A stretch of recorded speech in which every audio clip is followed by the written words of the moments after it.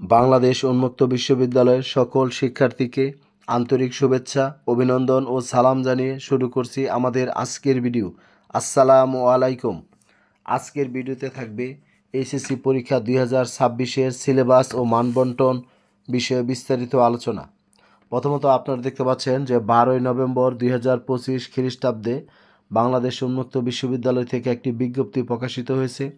বিজ্ঞপ্তিতে বলা হয়েছে যে আমাদের ঢাকা, ময়মনসিংহ, কুমিল্লা, চট্টগ্রাম, সিলেট, বরিশাল, রংপুর, বগুড়া, রাজশাহী, ফরিদপুর, যশোর, খুলনা এই 12টি আঞ্চলিক কেন্দ্রের অধীনে বাংলাদেশ উন্মুক্ত বিশ্ববিদ্যালয়ের যতগুলো কলেজ রয়েছে আর সেই কলেজগুলোতে যে সমস্ত শিক্ষার্থীরা ভর্তি হয়েছে তাদের 2026-এ এইচএসসি পরীক্ষার সিলেবাস কেমন হবে, মানবন্টন কেমন হবে এই বিষয়ে বিস্তারিত আলোচনা করা হবে।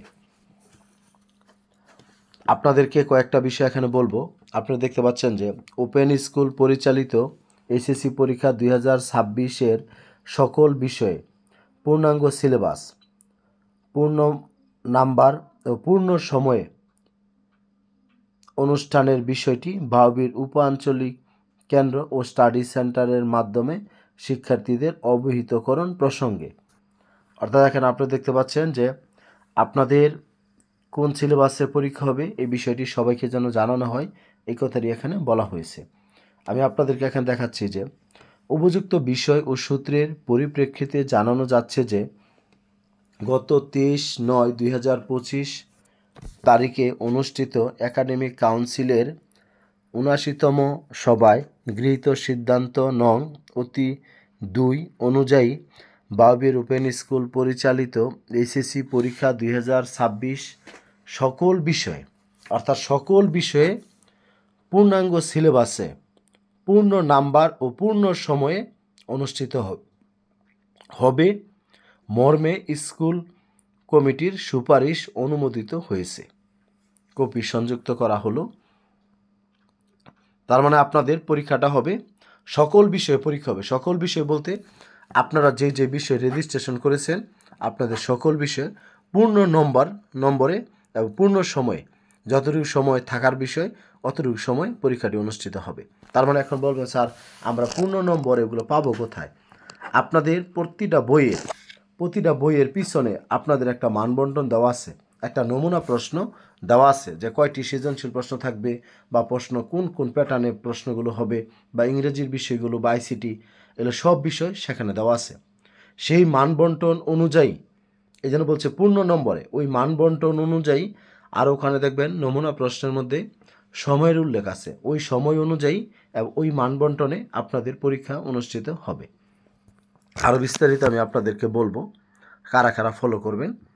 এতদ সঙ্গে সংযুক্ত পত্রের বিষয় উপ আঞ্চলিক কেন্দ্র সংশ্লিষ্ট স্টাডি সেন্টারের মাধ্যমে এসএসসি প্রোগ্রামের শিক্ষার্থীদের অবহিতকরণের প্রয়োজনীয় ব্যবস্থা গ্রহণের জন্য অনুরোধ করছি। মানে সবাইকে যেন জানানো হয়। এখানে শিক্ষার্থী আমি আপনাদেরকে আরেকটা তথ্য আমি আপনাদেরকে এখানে দেখাবো। আপনারা দেখতে পাচ্ছেন ওই বিষয়টি এখানে লেখা আছে আমাদের। ওপেন স্কুল পরিচালিত এইচএসসি পরীক্ষা 2026-এর সকল বিষয়ে পূর্ণাঙ্গ সিলেবাস, পূর্ণ নাম্বার ও পূর্ণ সময়ে অনুষ্ঠানের বিষয়টি বাউবির আঞ্চলিক কেন্দ্র উপ আঞ্চলিক কেন্দ্র স্টাডি সেন্টারের মাধ্যমে শিক্ষার্থীদের অবহিতকরণ প্রসঙ্গে। আপনারা এখানে চিঠিটা দেখতে পাচ্ছেন।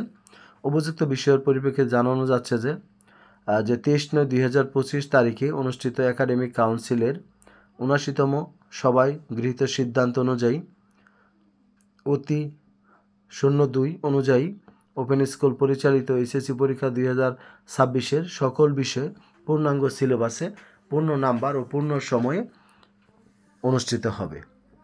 এই মর্মে স্কুল কমিটির সুপারিশ অনুমোদিত হয়েছে।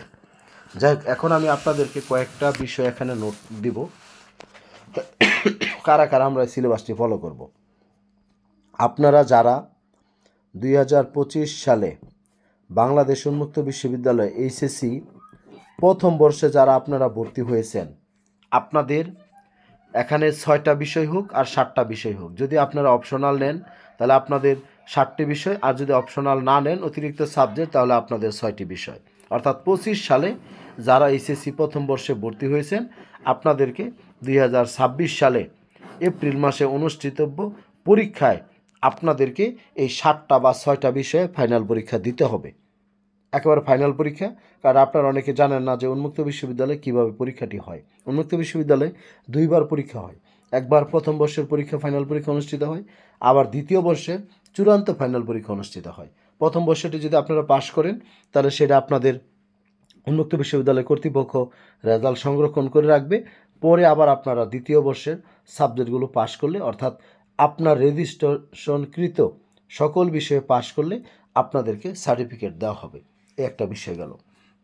আরেকটা বিষয়, আপনারা যারা 2024 সালে ভর্তি হয়ে 25-এ প্রথম বর্ষে পরীক্ষায় অংশগ্রহণ করেছেন, আপনাদের এখন 26-এ আপনারা দ্বিতীয় বর্ষের দ্বিতীয় পত্রের সাবজেক্টগুলো অংশগ্রহণ করবেন।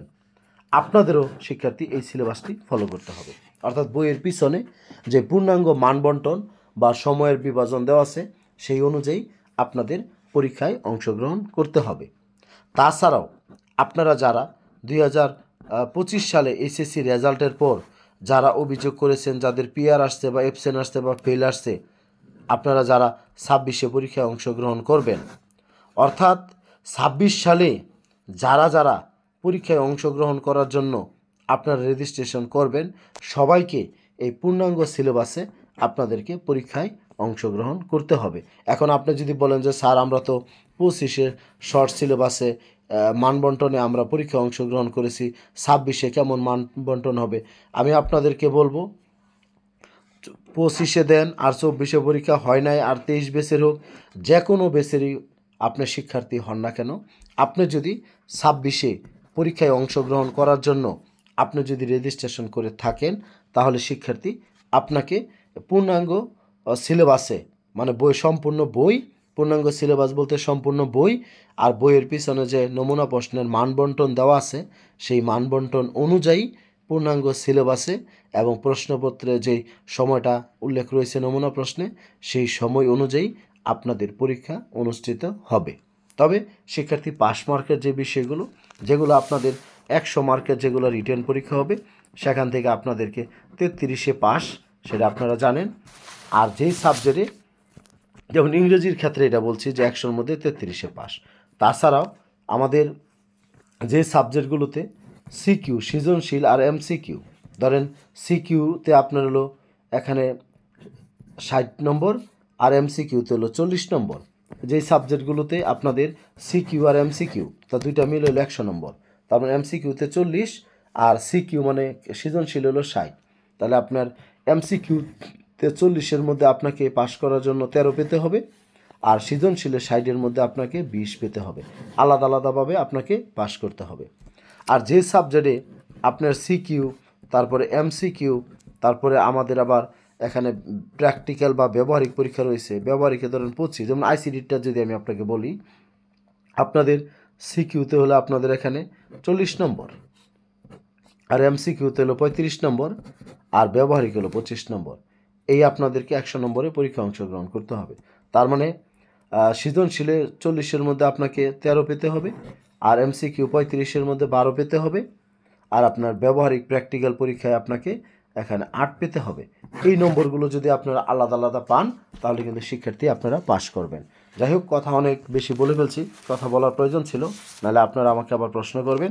মোট কথা 26-এ যারা পরীক্ষায় অংশগ্রহণ করবেন, আপনার ফেলকৃত সাবজেক্ট হোক বা আপনার ডিনেবো শিক্ষার্থী হন, আপনি যে কোনো বেসের হন, আপনার বইয়ের শেষে যে নমুনা প্রশ্নটা রয়েছে সেই প্রশ্ন অনুযায়ী এবং পূর্ণাঙ্গ সিলেবাসে, ওই মানবন্টন অনুযায়ী পূর্ণাঙ্গ সিলেবাসে, মানে সম্পূর্ণ বই থেকে আপনার পরীক্ষা অনুষ্ঠিত হবে। তবে শিক্ষার্থী আরেকটা তথ্য জানায় রাখি, আপনারা যদি সঠিক এবং মানে আপনার আপডেট তথ্য যদি আপনারা পেতে চান, তাহলে আমার চ্যানেলটি সাবস্ক্রাইব করে বেল আইকনটি অন করে রাখবেন, ফেসবুক পেজটি ফলো দিয়ে রাখবেন।